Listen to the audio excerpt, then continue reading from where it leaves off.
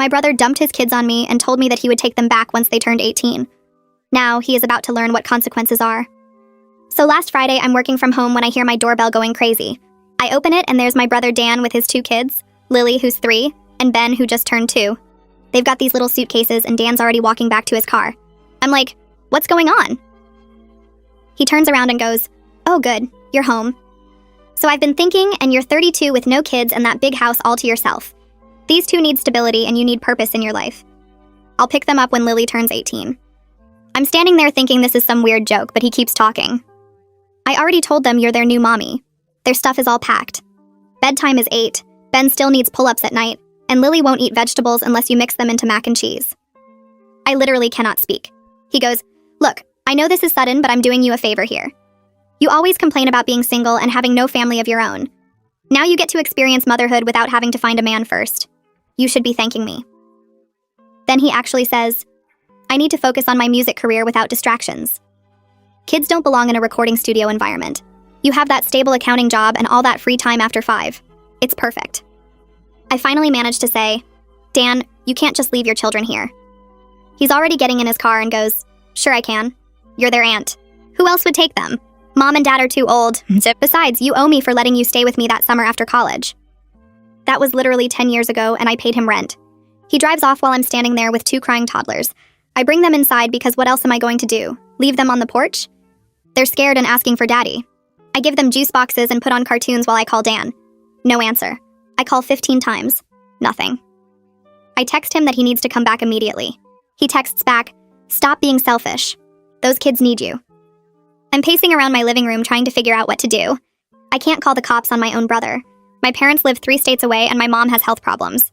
The kids are now destroying my living room and Ben has peed on my couch. That's when I get really calm and start thinking. Dan lives in this converted garage apartment behind his friend's house about 20 minutes away. He pays basically nothing because he supposedly helps with maintenance, but really he just plays guitar all day and posts videos nobody watches. His girlfriend Ashley left him 6 months ago because she got tired of supporting all 3 of them while he pursued his passion. She moved back to her parents' place in Michigan. Here's what Dan doesn't know. Ashley and I still talk. She's been telling me how he keeps begging her to come back, promising he'll change, get a real job, be responsible. She's been thinking about giving him another chance because she misses the kids. So while Lily and Ben are eating goldfish crackers off my coffee table, I call Ashley. I tell her exactly what Dan just did.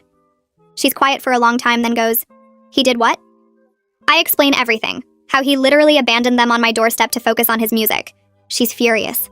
I've been killing myself working double shifts thinking maybe he's finally growing up and he dumps the kids on you. Then she says something that makes me smile. You know what? Bring them here. All their stuff too. My parents have been dying to meet their grandkids anyway. Ashley's parents are loaded. Own 3 businesses loaded. They've been begging Ashley to move back home permanently, and apparently they've already set up rooms for the kids in case she gets custody. So I pack both kids into my car with all their stuff. Dan didn't even pack them enough clothes, just random mismatched things thrown into suitcases. The drive to Michigan takes 6 hours. I have to stop 4 times for bathroom breaks and snacks. Ben throws up twice. Lily cries for daddy for the first 3 hours. When we get there, Ashley's waiting outside with her parents.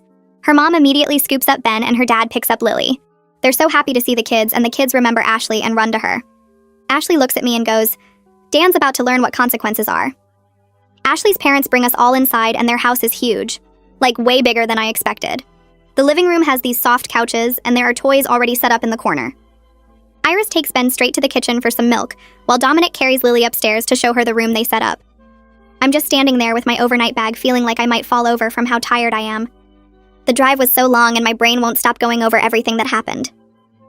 Ashley touches my arm and tells me to sit down. She brings me water and we just sit there for a minute while her parents handle the kids. I can hear Lily upstairs saying something about a big bed, and Dominic's voice is so gentle with her. Ben is in the kitchen with Iris and he's not crying anymore. After about 20 minutes, both kids are in pajamas and Iris reads them a story in the room upstairs. They fall asleep so fast. Ashley and I go back downstairs and just sit at the kitchen table. She makes tea even though neither of us really drinks tea. We're both too wired to sleep. She tells me she's been thinking about going for custody for months now.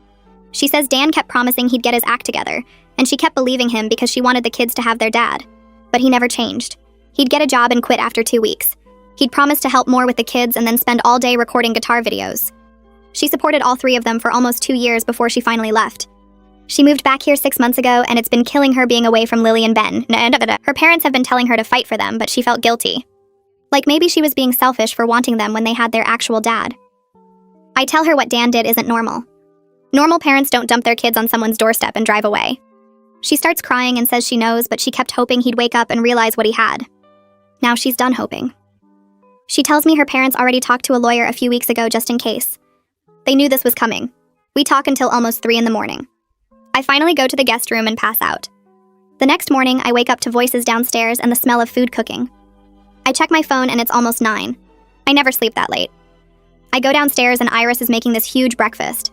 Eggs, bacon, pancakes, and she's got cut up fruit in little bowls. The kids are already at the table in their chairs. Lily has a plate with pancakes and I see green stuff mixed in and she's eating it. I ask what that is and Iris says it's spinach pancakes.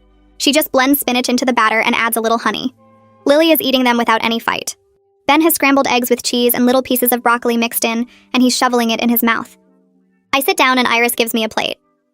Ashley comes in from the backyard where she was on the phone. She sits next to me and we all eat together. The kids are so calm. They're not whining or throwing food or hitting each other. Lily asks if they can go play outside after breakfast, and Iris says yes. Ben drinks his milk without spilling it everywhere. I'm watching them and something clicks in my head. They were always stressed at Dan's place, always on edge. I thought that was just how toddlers were because I don't have kids. But they're different here. Relaxed. They feel safe. Ashley sees me watching and she knows what I'm thinking. After breakfast, Dominic comes in from his home office. He sits down with his coffee and asks me about the drive. I tell him it was long but fine. Then he says he wants to help. He tells Ashley he'll pay for whatever lawyer she needs. He says he's been wanting to do this for months. Ashley tried to wait and see if Dan would step up on his own, but Dominic thinks that ship has sailed. He says any man who abandons his kids like that doesn't deserve them. I agree. Dominic makes a phone call right there at the table and sets up a meeting with some family lawyer for Monday. Everything is moving so fast. Later that morning, I know I have to call Dan. I've been avoiding it, but he needs to know where his kids are. I go outside on the back porch and dial his number. He answers on the first ring. I tell him the kids are with Ashley in Michigan. He loses it, starts screaming at me through the phone about how I kidnapped his children. I try to explain that I brought them to their mother figure who actually wants them, but he's not listening. He's yelling that I had no right to take them out of state. He says he's calling the police. He says I'm going to jail for kidnapping. I tell him he's the one who abandoned them on my doorstep. He says that's not what happened. He says he was just asking me to watch them for a little bit. I ask him how long a little bit is and he doesn't answer. He says 15 years isn't the point. He keeps saying I stole his kids and he's going to make me pay. Ashley must hear him yelling because she comes outside. I'm shaking, I'm so mad. She takes the phone from me. She tells Dan exactly what she thinks of him. She says he dumped 2 toddlers on his sister's porch and drove away. She says she's been working double shifts thinking maybe he was finally growing up and he does this. He tries to backtrack. His voice changes and he says it was just temporary. He says he just needed a few days to focus on his music. Ashley says she's not stupid. She tells him she knows about the text where he said he'd take them back when Lily turned 18. He starts stammering and saying that was a joke. Nobody is buying it. She tells him the kids are staying with her, and if he has a problem with that, he can take it up with her lawyer. Then she hangs up on him. We think that's the end of it, but 2 hours later, there's a knock on the door. Dominic answers, and it's 2 police officers. Dan actually called the cops. The officers ask to speak with Ashley. She invites them in and explains the whole situation. She tells them about Dan showing up at my house Friday and leaving the kids there. She shows them the text between me and Dan. One officer reads the text where Dan says he'll pick them up when Lily turns 18. The officer looks at his partner and shakes his head. They ask where the kids are now, and Ashley says they're upstairs napping. The officers say this is a civil custody matter and they can't do anything. One of them asks for Dan's number. He calls Dan right there from the living room, and I can hear Dan's voice getting loud on the other end. The officer tells him he should be ashamed of himself for abandoning his kids like that. He says Dan can't just dump his children somewhere and expect everyone to go along with it. He tells Dan if he wants custody, he needs to go through the courts like everyone else. Then he hangs up. The officers tell Ashley to document everything and get a lawyer. They leave and we all just stand there. Iris makes more tea. Nobody really knows what to say. Sunday goes by in a blur. The kids play in the backyard. Ashley takes them to a park nearby. I help Iris with laundry and we fold tiny shirts and pants. It feels so normal and so weird at the same time. Monday morning comes and I have to drive back home. I have work and I've already missed Friday. Ashley hugs me at the door and thanks me for bringing them here. The kids wave goodbye from the window. The drive back is 6 hours and I have a lot of time to think. I'm so mad at Dan. He put me in this horrible position. He disrupted my entire life. He scared his own children. And for what? So he could play guitar without distractions? I gripped the steering wheel so hard my hands hurt. I stop for gas and coffee and just sit in the parking lot for a while. My phone has like 15 missed calls from Dan. I don't listen to any of the voicemails. I get home late Monday afternoon and go straight to bed. Tuesday morning, I drag myself to work. I sit at my desk with spreadsheets open on my computer and I can't focus on any of it. The numbers blur together. My boss stops by my desk around 10 and asks if I'm okay. I must look terrible. I end up telling her the whole story. She just stares at me with her mouth open. She asks if I'm serious. I show her some of the texts from Daniel. She says she's never heard of anyone doing something like that. She tells me to take the rest of the day off if I need to, but I say I'm fine. I'm not fine. I keep checking my phone for updates from Ashley. Around noon, I get a text from Ashley. She's taking the kids to a pediatrician because she doesn't think they've had proper checkups. I text back asking what she means. She says she looked through the papers Dan packed and there's no record of any doctor visits in over a year. A few hours later, she texts again. Ben needed 3 shots he was overdue for. Lily has a cavity that's been sitting there for months untreated. She's scheduling a dentist appointment for next week. I feel sick reading this. Dan couldn't even take care of basic medical stuff. What else was he not doing? I text back asking if the kids are okay. She says they're fine now, but the doctor was concerned about the neglect. She's documenting everything for the lawyer. Dan won't stop calling and texting me. His messages go back and forth between angry and pathetic. One text says I better bring his kids back right now. The next one says he just needed a break and everyone is overreacting. Another one says I ruined his life. Then one says he's sorry and can I please just talk to him. I read them all, but I stop responding. Every conversation with him just goes in circles. He never takes responsibility for anything. It's always someone else's fault. I'm done with it. I block his number Wednesday night after he calls me 17 times in a row.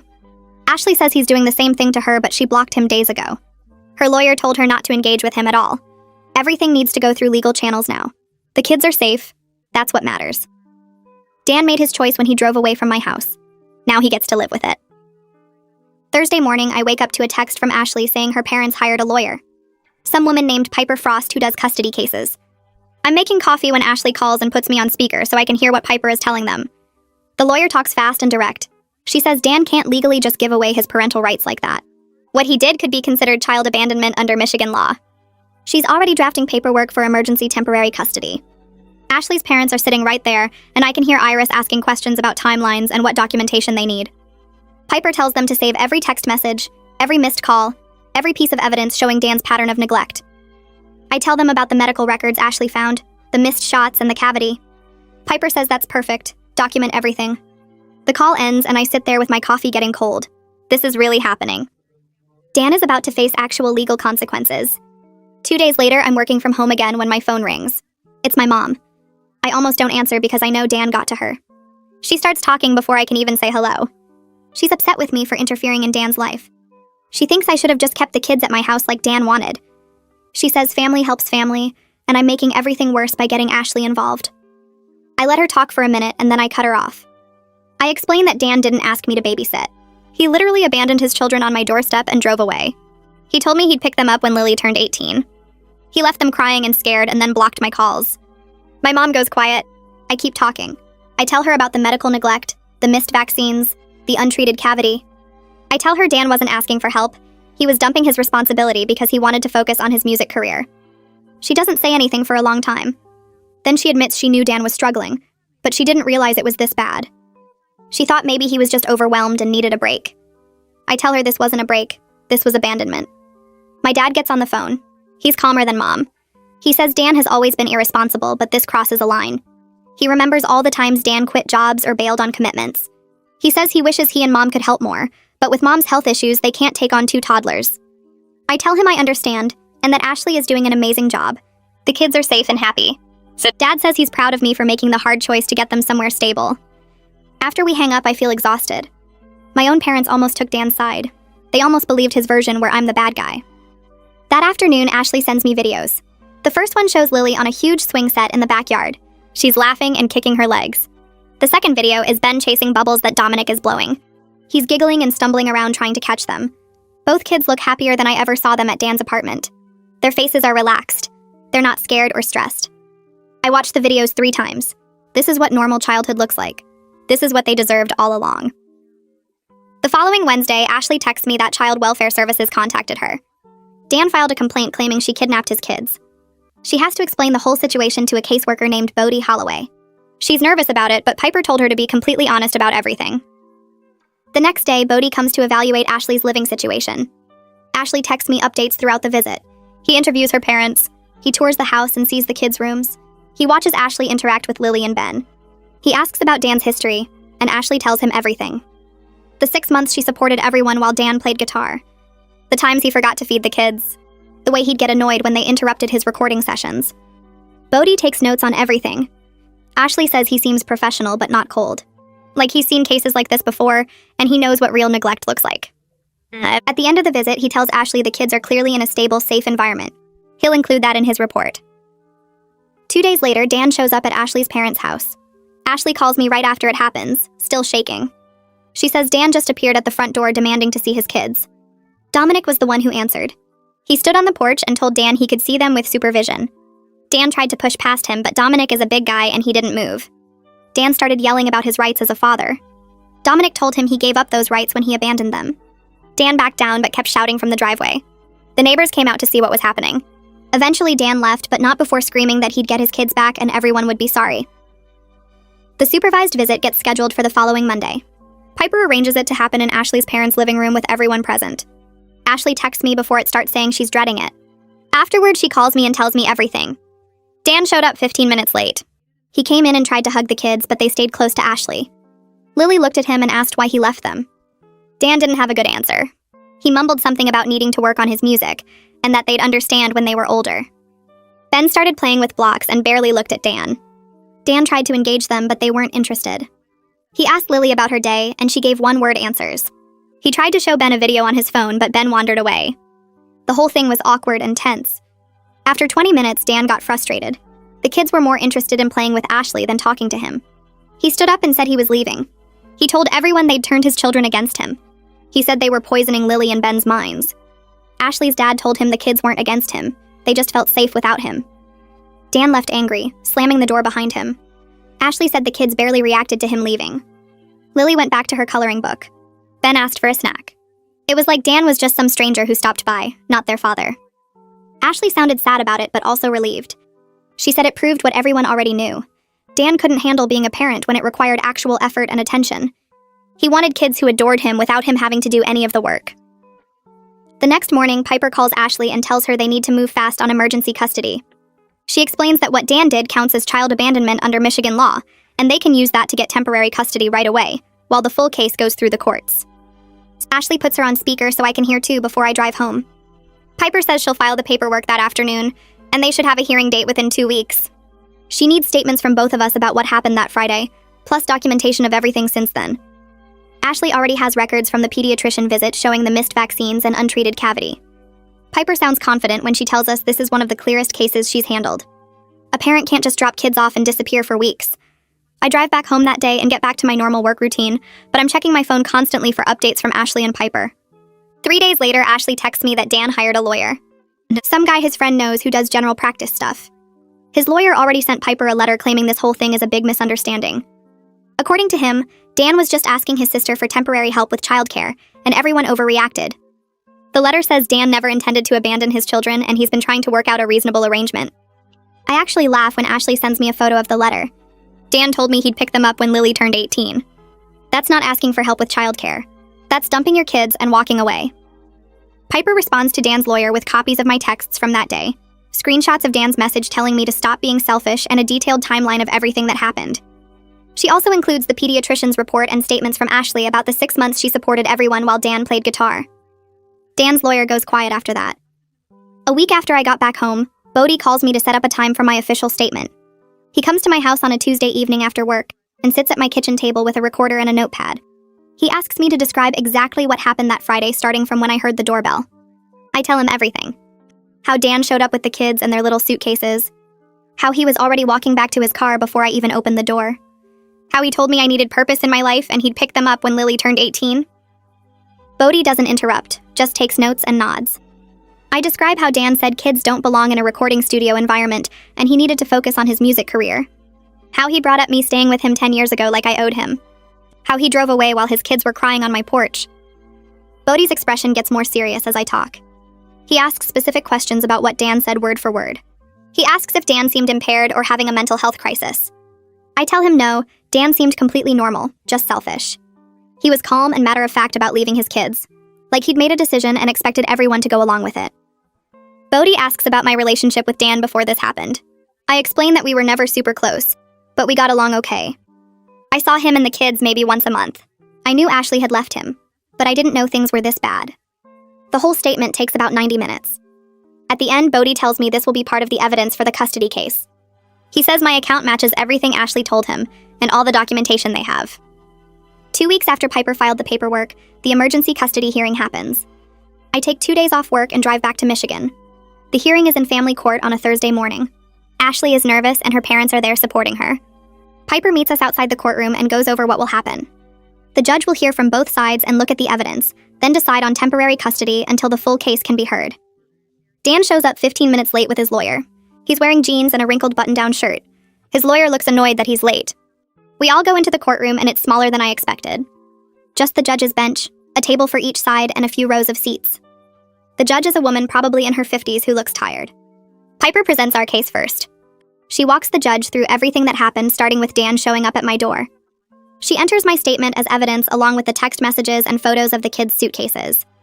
She presents the pediatrician's report showing medical neglect. She has Ashley's account of the 6 months she supported the family. She has Bodhi's evaluation report showing the kids are in a safe, stable environment now. Dan's lawyer tries to argue that Dan was overwhelmed and made a poor decision in a moment of stress. He claims Dan immediately regretted it and has been trying to work out an arrangement. Piper asks why Dan didn't come back for his kids that same day if he regretted it. Why he didn't respond to my 15 phone calls. Why he texted me to stop being selfish instead of coming to get his children. Dan's lawyer doesn't have good answers. Then I have to testify. Piper asks me to describe what happened, and I tell the judge the same thing I told Bodhi. The judge asks me directly if Dan said he would pick the kids up when Lily turned 18. I say yes. Those were his exact words. She asks if he seemed to be joking or exaggerating. I say no, he was completely serious. He had their stuff packed and he drove away. The judge looks at Dan and asks if he wants to testify. His lawyer advises him not to, but Dan insists. He gets up there and immediately starts making excuses. He talks about the stress of being a single parent and trying to build his music career. He says he thought his sister would be happy to help out since she's always complaining about being lonely. The judge cuts him off and asks if he told me I needed purpose in my life. Dan admits he said something like that. She asks if he told me he'd pick up his kids when Lily turned 18. Dan tries to claim he was being dramatic and didn't mean it literally. The judge doesn't look convinced. She asks why he didn't come back that same day. Dan says he thought I would call him when I calmed down and we could talk reasonably. The judge asks why he didn't answer my 15 phone calls. Dan doesn't have an answer for that. The whole hearing takes about 2 hours. At the end, the judge says she's granting Ashley temporary custody immediately. She says Dan's actions constitute child abandonment, and the children's welfare requires them to remain in their current stable environment. Dan sits there looking shocked, like he genuinely didn't think there would be consequences. His lawyer tries to argue for immediate visitation rights. The judge shuts that down fast. She orders supervised visits only until a full evaluation is done. She wants reports from the court monitor about Dan's interactions with the kids. She sets a date for the full custody hearing 3 months out. Dan's face goes red and he starts to stand up, but his lawyer pulls him back down. After the judge leaves, Dan corners me in the parking lot. He's furious and asking why I'm doing this to him. I tell him I'm not doing anything. He did this to himself when he dumped his kids and drove away. He says I'm ruining his life over one mistake. I tell him abandoning your children isn't a mistake, it's a choice. He starts yelling that I'm a terrible sister and I've always been jealous of him. Ashley's dad, Dominic, steps between us and tells Dan to leave. Dan storms off to his car still yelling. I'm shaking but also relieved it's over. My relationship with Dan is completely destroyed after that. He sends me angry texts all weekend calling me a traitor. He says I ruined his life and turned everyone against him. He says I'll regret this when he gets his kids back and cuts me out of their lives forever. I read the first few messages and then block his number. I'm done with his manipulation and blame shifting. He had chance after chance to be a decent father and he chose his music career every single time. 3 weeks after the custody hearing, Ashley calls me one evening sounding emotional. She tells me the kids are starting to call her mama. It happened naturally. Lily said it first when Ashley was putting her to bed, and then Ben copied her the next morning. Ashley cried happy tears when she told me. She says her parents are amazing grandparents. They take the kids to the park every afternoon when the weather is nice. They read bedtime stories every single night. They've set up a playroom in one of the spare bedrooms with toys and books and art supplies. The kids have a routine now with regular mealtimes and bedtimes. They're not scared or anxious anymore. I visit Michigan again 4 weeks after the custody hearing. I'm amazed at how much Lily and Ben have changed. They're calmer and sleeping through the night. Lily doesn't cry for Dan anymore. Ben is talking more and using full sentences. Ashley enrolled them in a really good daycare program, and Lily's teacher tells Ashley she's thriving. She's making friends and learning her letters and numbers. The teacher says she's never seen a child adjust so well to a new environment. Ben is doing great too, playing with other kids and following directions. When I'm there that weekend, the kids are happy and relaxed. They show me their rooms and their toys. Lily draws me a picture of her family, and it's Ashley, her grandparents, and Ben. Dan isn't in it. Meanwhile, Dan's supervised visits aren't going well. Ashley tells me the court monitor has been sending reports to the judge. Dan showed up 30 minutes late to the first visit. He spent most of the second visit on his phone scrolling through social media. At the third visit, he got irritated when Ben didn't want to sit on his lap. The monitor noted that Dan seems more interested in the kids performing affection than actually connecting with them. He asks them if they miss him and gets upset when they don't say yes. He tries to get them to say they want to come home, but they just stare at him. Lily told the monitor that she likes living with Mama Ashley now. Dan got mad and said Ashley isn't their real mom. Lily started crying and the visit had to end early. The court monitor wrote in her report that Dan shows poor emotional regulation and doesn't prioritize the children's comfort over his own needs. A week later, Bodhi finishes his full evaluation and sends his report to the court. Ashley forwards me a copy and I read through all 15 pages in one sitting. It's brutal.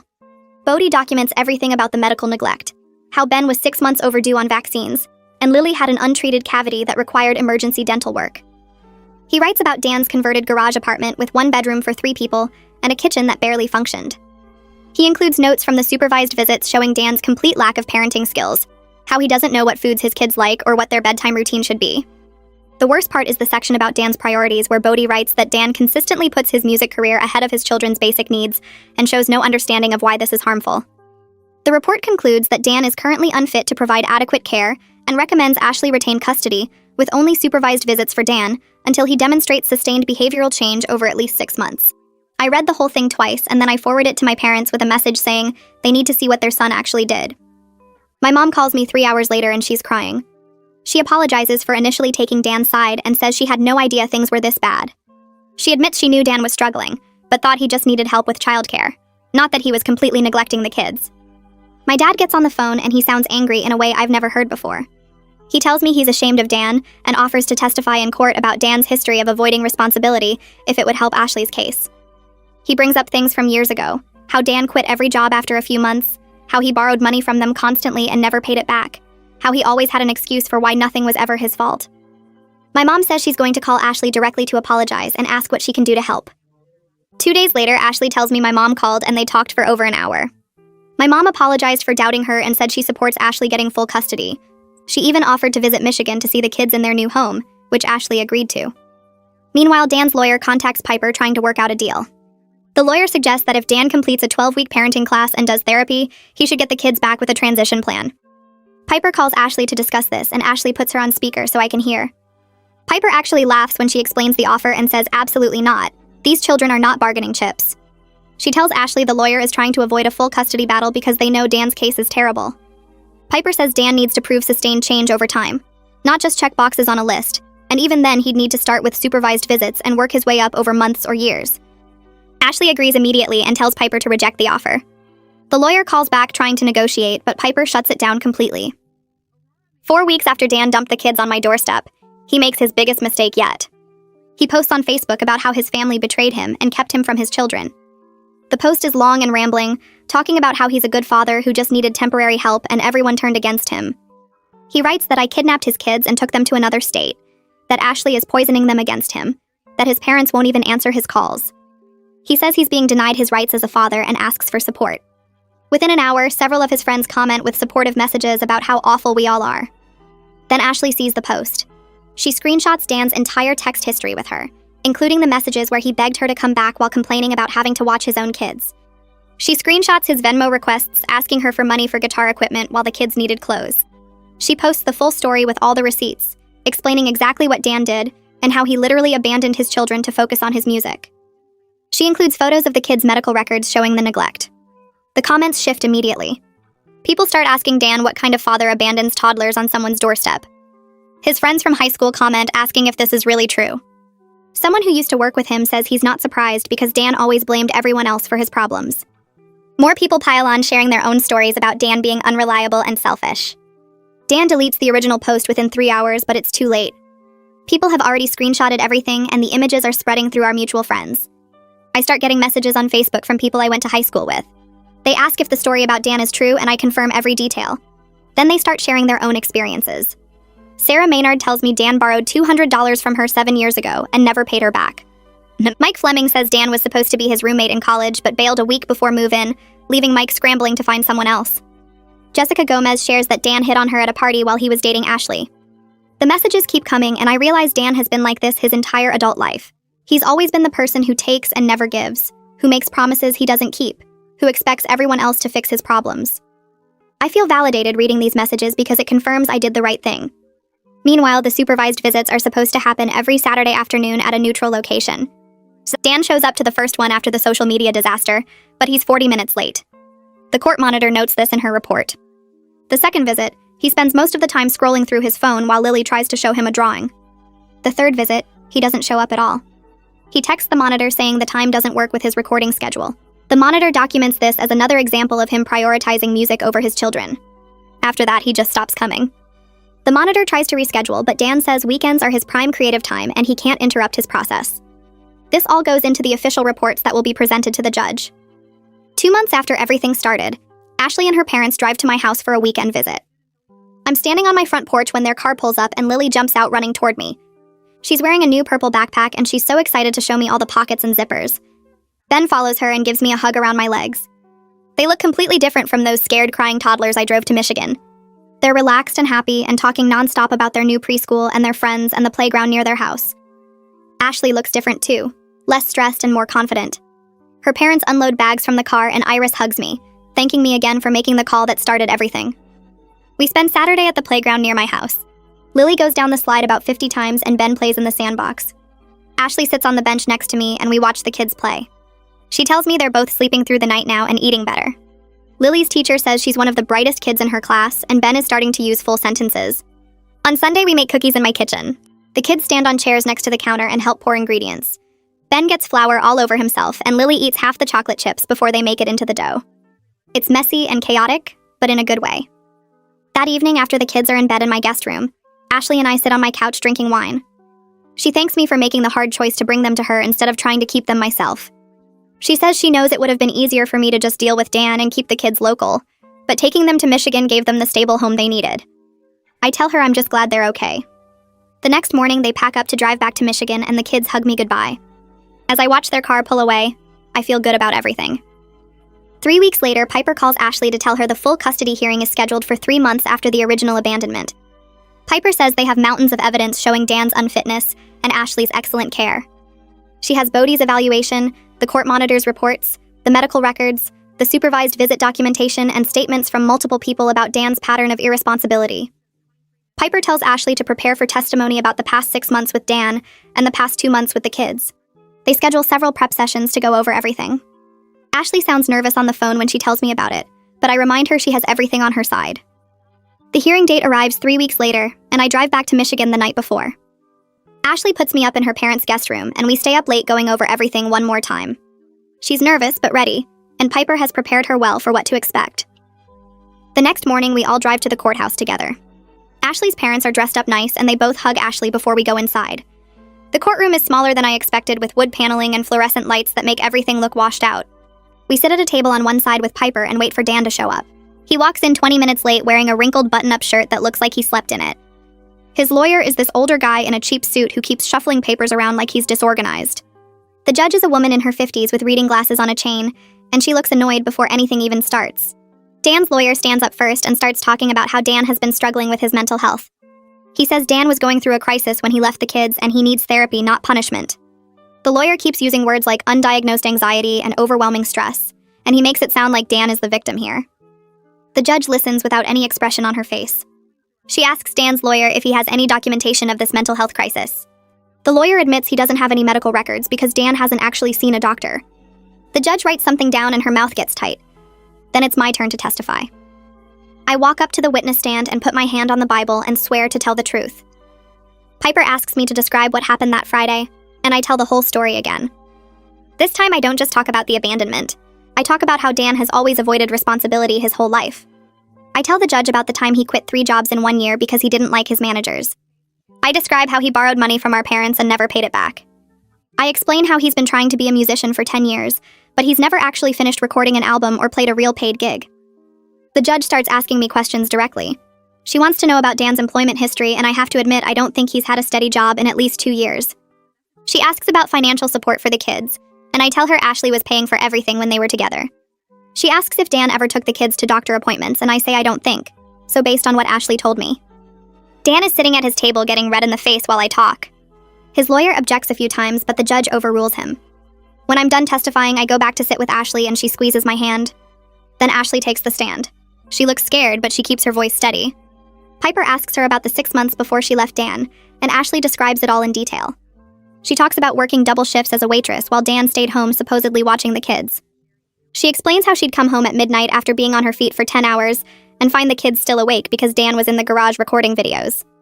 She tells the judge about finding Lily and Ben in dirty diapers because Dan got too focused on mixing his guitar tracks. She describes the morning she found an empty fridge because Dan spent the grocery money on a new microphone. Ashley starts crying when she talks about Ben asking why Daddy doesn't play with them anymore.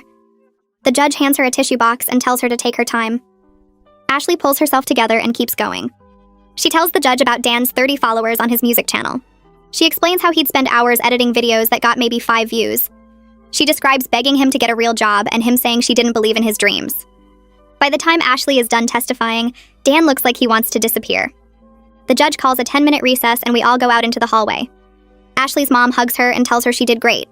Then the pediatrician testifies.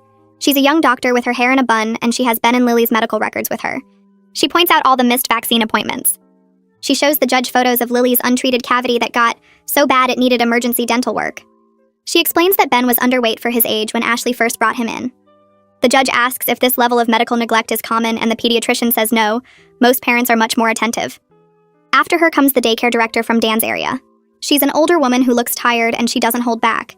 She testifies that Dan was frequently late for pickup, sometimes by hours. She describes the time he forgot to pick up Ben completely, and they had to call the emergency contact at 10 at night. She tells the judge about the days Dan would drop the kids off without their lunch or extra clothes. She says the staff started keeping spare supplies just for Lily and Ben because Dan was so unreliable. Dan's lawyer tries to cross-examine her, but she just repeats the same facts. Then Dan has to testify. He walks up to the stand looking defensive, and his lawyer asks him softball questions. Dan starts talking about how hard it is to be a single dad. He blames Ashley for leaving him when he needed support. He says his sister overreacted by taking the kids to Michigan.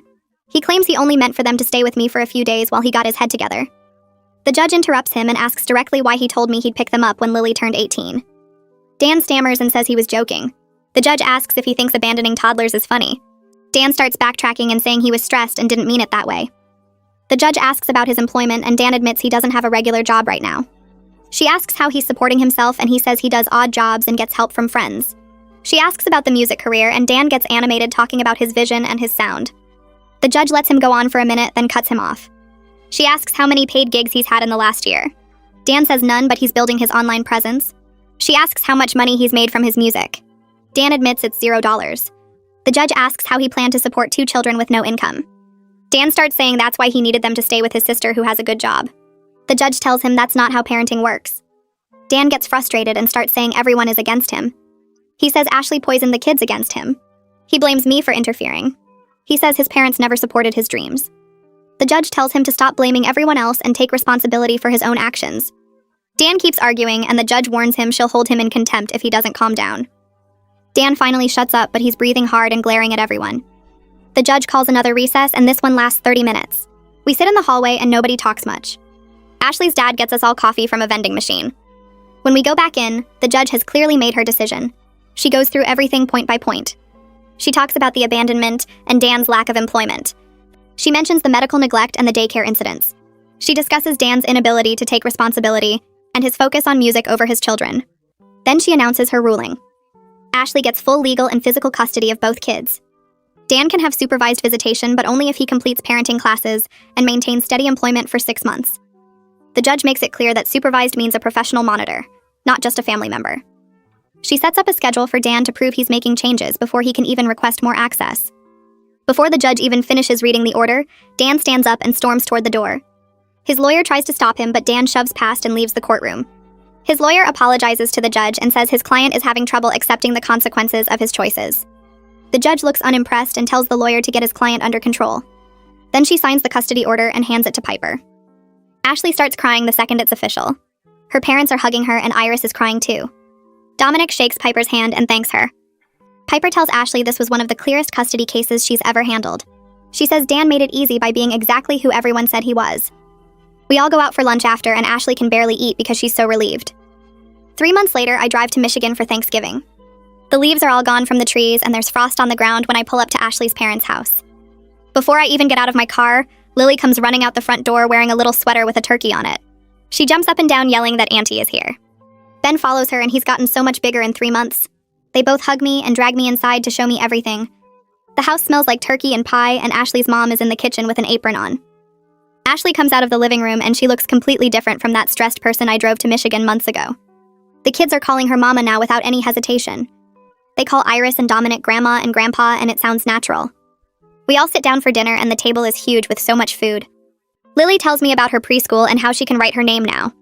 Ben shows me a picture he colored of a turkey. The whole house feels like a real family home, warm and stable and full of love. After dinner, I help clean up and Ashley tells me the kids barely mention Dan anymore. She says they're sleeping through the night and eating well and their teachers say they're thriving. That evening, I call my parents to check in. My mom answers and she sounds sad. She tells me Dan didn't show up for Thanksgiving at their house. She says she cooked his favorite dishes hoping he'd come, but he never called or texted. My dad gets on the phone and he's less sympathetic. He says Dan needs to grow up and face what he's done. He tells me he's proud of how I handled everything and that Ashley is doing a great job with the kids. My mom admits she's not surprised Dan didn't show up. She says he's always run away when things get hard, and maybe this time he'll finally learn. I tell them about Lily and Ben at dinner and how happy they are. My mom cries a little, but she says she's glad they're okay. Before I hang up, my dad says those kids are better off, and sometimes the hardest thing is accepting that your own child isn't capable of being a parent. I sit in Ashley's guest room that night thinking about how everything worked out. Dan made his choice when he drove away that day. We all made ours by putting those kids first. The next morning, I wake up early and call my mom before I drive back home. She answers on the second ring and asks how Thanksgiving was.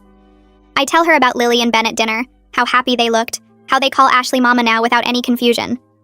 Then I admit something that's been bothering me for weeks.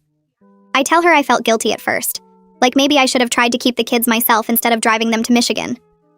There's silence on the other end and I think maybe the call dropped. But then my mom says she's glad I'm being honest about those feelings. She tells me I did exactly the right thing getting them to someone who was ready and able to be their parent. She says Ashley wanted those kids and had the support system to raise them properly, while I was caught completely off guard with no preparation. My mom reminds me that being a good aunt doesn't mean I had to become an instant mother, and that recognizing my limits was actually the responsible choice. I feel this weight lift off my shoulders hearing her say that. We talk for another 20 minutes about the kids and how well they're doing, and before we hang up, she tells me she's proud of how I handled everything. I pack up my stuff and say goodbye to Ashley and the kids. Lily hugs my legs and asks when I'm coming back. I tell her I'll visit again soon. 3 weeks later, Ashley calls me while I'm at work. I step outside to take the call and she sounds both nervous and excited. She tells me she's been thinking about this for a while, and she's decided to legally adopt Lily and Ben if Dan continues to be absent from their lives. I ask if she's sure and she says she's never been more certain about anything. The kids call her mama, they're settled and happy, and Dan has shown zero interest in being their father. Ashley says her parents are completely supportive and have already updated their wills to include Lily and Ben as their grandchildren. Iris and Dominic met with their lawyer last week to make everything official on their end. I tell Ashley this is amazing news and ask what the process looks like. She explains that Piper is already working on the paperwork, and they'll need to prove Dan has abandoned his parental responsibilities. Given everything that's happened, Piper thinks they have a strong case. Ashley's voice gets emotional when she talks about making this permanent, about being their real mom legally and not just in their hearts. I tell her she already is their real mom in every way that matters. 4 months after Dan dumped the kids on my doorstep, I get a text from Piper with an update. Dan completed exactly 1 parenting class out of the 12 he was supposed to finish. He showed up to the first session and then never went back. The instructor tried calling him multiple times, but Dan ignored every message. Even worse, Dan lost his part-time job at the music store because he kept showing up late or not at all. His boss gave him 3 warnings before finally firing him 2 weeks ago. Piper says this means Dan isn't meeting any of the judge's requirements for regaining custody, or even getting unsupervised visits. She's documenting everything for the adoption case. I text back asking how Ashley is handling this news. Piper says Ashley isn't surprised at all because this is exactly who Dan has always been. She says the more Dan fails to step up, the stronger their case becomes for terminating his parental rights. Part of me feels sad that my brother is throwing away his own children like this. But a bigger part of me is relieved because it means Lily and Ben get to stay where they're safe and loved. The court monitor assigned to Dan's case reaches out to schedule his supervised visits. She leaves him 3 voicemails over 2 weeks. She sends him 5 emails with different date and time options. Dan doesn't respond to any of them. The monitor calls Piper to report that she cannot fulfill her duties if the parent won't communicate or show up. Piper documents this continued abandonment as more evidence for the adoption case. She adds it to a growing file that shows Dan's complete lack of interest in his children's lives. The monitor notes in her official report that Dan has made 0 effort to see his kids despite multiple opportunities being offered. This isn't a parent who wants custody but faces obstacles. This is a parent who walked away and never looked back. Piper tells me this kind of documentation makes adoption cases much easier because it proves the parent has voluntarily abandoned their rights. She says judges take this very seriously, especially when young children are involved. I start driving to Michigan once a month to visit. The first Saturday of every month, I make the 6-hour drive and spend the weekend with Ashley and the kids. Lily and Ben get so excited when I arrive. They run to the door yelling that Auntie is here and jump up and down until I pick them both up. They drag me inside to show me their new toys and drawings and books. Ben has a collection of toy cars now that he lines up on the coffee table. Lily draws pictures of their family with stick figures labeled Mama, Grandma, Grandpa, Ben, and Auntie. I'm always included in her drawings and it makes my heart feel full. We go to the park and I push them on the swings. We make cookies in Iris's huge kitchen and they help pour ingredients while getting flour everywhere. I love being the fun aunt who shows up once a month for adventures and then goes home. I get to be part of their lives without the constant responsibility of parenting. It's the perfect balance for me. 5 months after everything started, Ashley enrolls the kids in an excellent preschool program near her parents' house. The school has a great reputation and a waiting list, but Dominic knows someone on the board and pulled some strings to get them in. Lily goes 5 mornings a week and Ben goes 3 mornings. Ashley sends me pictures of their first day with little backpacks and new shoes. 2 weeks later, she calls to tell me how well they're doing. Lily is already learning to read simple words and can write her whole name. Ben is working on colors and shapes and can count to 10. Their teachers say both kids are bright and engaged, always participating and asking questions. The teachers also mention how well-adjusted they seem, which surprises them given the recent upheaval in their lives. Ashley tells the teachers about the stable home environment and all the support from her parents. The preschool director comments that you can tell when kids feel secure, and Lily and Ben clearly feel safe and loved. My parents finally meet Ashley's parents at one of my monthly visits. I coordinate the whole thing, making sure everyone comes to Michigan on the same weekend. My mom is nervous about meeting Iris and Dominic because she knows they're wealthy and she feels bad that her own son caused this whole mess. But the second they all sit down together in the living room, the tension disappears. Iris brings out coffee and homemade cookies. Dominic asks my dad about his work and they discover they both love fishing. My mom watches Lily and Ben play and her eyes get teary. She tells Iris and Dominic that she's so grateful they're giving her grandchildren the stability they need. She apologizes for Dan's behavior even though it's not her fault. Iris reaches over and squeezes my mom's hand, telling her that the kids are loved, and that's all that matters. Dominic says they're happy to be grandparents, and that family is what you make it. My dad nods and says Dan made his choice when he drove away that day. Everyone agrees the kids are better off now. By the end of the visit, my parents and Ashley's parents exchange phone numbers and promise to stay in touch. Dan surfaces briefly in month 5 with a text to Ashley asking for money. The text says he's about to get a big break with his music and just needs some cash to cover studio time for recording his demo. He promises to pay her back as soon as his career takes off. He doesn't ask about the kids. He doesn't ask how they're doing or if they need anything. The entire message is about him and his music and what he needs. Ashley shows me the text and I can see the anger in her eyes. She blocks his number immediately without responding. Then she forwards the screenshot to Piper. Piper adds it to the file as further evidence of Dan's priorities. She points out to the court that Dan has made no effort to see his children in 5 months, but has no problem reaching out when he wants money. This kind of behavior makes it very clear where Dan's focus lies, and it's not on being a father. Piper says this text might actually help their case more than hurt it because it shows Dan's true character so clearly. 6 months after Dan abandoned his kids on my doorstep, I'm back to my normal work routine. I go to the office 5 days a week, work on tax returns and financial statements, meet with clients about their accounting needs. On the surface, everything looks the same as it did before that Friday. But I'm different now in ways I didn't expect. I'm closer to Ashley than I've ever been, bonded by what we went through together and our shared love for those kids. I talk to her at least twice a week and visit Michigan once a month. I have better boundaries with Dan, which really means I have no contact with him at all. I blocked his number after he sent me angry texts calling me a traitor. I'm proud of the choice I made that day to drive those kids to safety instead of trying to handle everything myself. I know I did the right thing even when it was hard. My life has more meaning now because I'm part of something bigger than just my job and my quiet house. I'm auntie to 2 amazing kids who are growing up safe and loved. That matters more than I ever expected it would. Ashley starts the formal adoption process with Piper's help. They file the paperwork to terminate Dan's parental rights based on abandonment. The petition includes all the documentation Piper has been collecting for 6 months. Dan's failure to complete parenting classes, his refusal to respond to the court monitor, his lack of employment, his complete absence from the kids' lives, the medical neglect before he abandoned them. Every piece of evidence builds a clear picture of a man who chose his own wants over his children's needs. Ashley has to fill out pages of forms about her income, her living situation, her support system, her plans for the kids' future. Iris and Dominic provide financial statements showing they can help support the children. Character references come from the pediatrician, the preschool teachers, neighbors, and family friends. Everyone agrees this adoption is what's best for Lily and Ben. The kids are thriving in Ashley's care with her parents' support. Dan has shown no genuine effort to be a parent and has actually gone out of his way to avoid his responsibilities. Piper tells Ashley the case is as strong as any she's seen. Now they just have to wait for the court date and hope the judge sees what everyone else can see so clearly. 7 months after everything started, I'm at Ashley's house for the weekend and Lily is showing me her room. She points to a photo on her dresser and says it's from their old house, then immediately starts telling me about the new swing set in the backyard. No sadness, no questions about when they're going back, just a simple fact that they used to live somewhere else and now they live here. Ben doesn't mention Dan at all anymore. He calls Ashley Mama and runs to Dominic when he wants to play trucks. The kids are just kids now, not scared toddlers asking for daddy. I watched them during dinner that night, laughing at something Iris said, fighting over who gets the last roll, completely secure in their world. Sitting there at that table, I have this moment where I understand that Dan actually gave me something by being so terrible. I got pulled into this amazing support system. I learned I could make hard choices under pressure.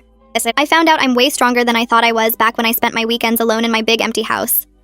I would never thank Dan for what he did to those kids, but I can admit that my life is better now because I was forced to step up. Ashley and I are doing dishes after the kids go to bed and she brings up Christmas plans. Her parents want me to come stay for the whole week, not just Christmas Day. She tells me I'm family now, that we're bonded by what we went through together and by our love for Lily and Ben. I realize she's right. I get invited to birthday parties and summer barbecues. I'm in the family photo albums. Iris texts me funny things the kids said. This is the close family connection I always wanted, but never had growing up. My life has this rhythm now that feels right. I work my accounting job during the week, visit Michigan once a month, video chat with the kids every few days. Lily shows me her artwork and Ben makes me watch him do somersaults. Ashley sends me updates about preschool and doctor appointments. The kids are safe and loved with everything they need. Ashley turned out to be an incredible mom with her parents backing her up. I'm the aunt who helped make it all happen, the one who drove 6 hours that first night instead of trying to handle everything alone. Dan made his choice when he drove away from my house that Friday. He picked his music over his children. We made our choice too, all of us together, and we picked those kids first. That's the difference that matters.